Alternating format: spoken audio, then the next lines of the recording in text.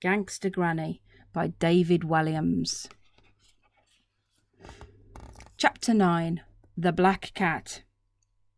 Ben stared at his granny as she stood by the jeweller's shop, dressed all in black. "Ben?" she prompted. "What are you doing following me?" I... Ben was so shocked he couldn't form a sentence. "Well," she said, "whatever you're doing here, you'll have the cops on us in no time. We'd better get out of here. Quick, jump on." "But I can't." "Ben, we've got about 30 seconds before that CCTV camera comes on." She pointed to a camera screwed to the wall of an apartment block next to the row of shops. Ben jumped on the back of her mobility scooter. "You know when the CCTV cameras come on?" he asked. "Oh," said Granny, "you'd be surprised by what I know." Ben looked at her back as she drove. He'd just seen her preparing to rob a jeweller's shop. How could he be more surprised? Clearly, there was a lot more to his granny than he had ever known. "Hold on," said Granny, "I'm going full throttle."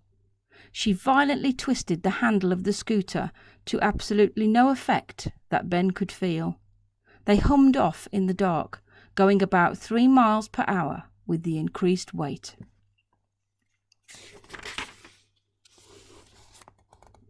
"The Black Cat?" repeated Ben. They were finally sitting in Granny's living room. She had made a pot of tea and laid out some chocolate biscuits. "Yes, that's what they called me," replied Granny. "I was the most wanted jewel thief in the world." Ben's head was exploding with a million questions. "What? Why?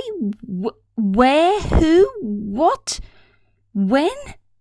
It was impossible to know what to ask first. "No one else knows except you, Ben," continued Granny. "Even your granddad went to his grave not knowing. Can you keep a secret? You have to swear not to tell a soul." "But..." Granny's face looked fierce for a moment. Her eyes narrowed and darkened like a snake about to bite.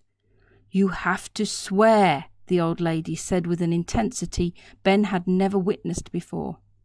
"Us criminals take our oaths very seriously indeed." Ben gulped a little scared. "I swear not to tell anyone." "Not even your mother and father?" barked Granny, nearly spitting out her false teeth in the process.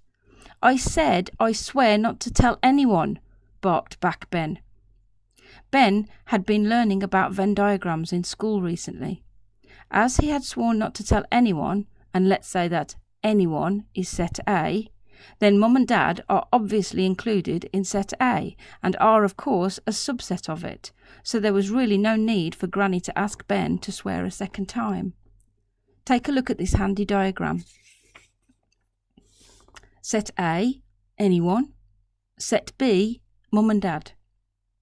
But Ben didn't think his granny would be interested in Venn diagrams right now. Since she was still staring at him with those scary eyes, he sighed and said, "All right, I swear not to tell Mum and Dad." "Good boy," said Granny as her hearing aid began to whistle. On one condition," ventured Ben. "What's that?" said Granny, seeming a little startled by his nerve. "You have to tell me everything." And tomorrow I'll read chapter 10.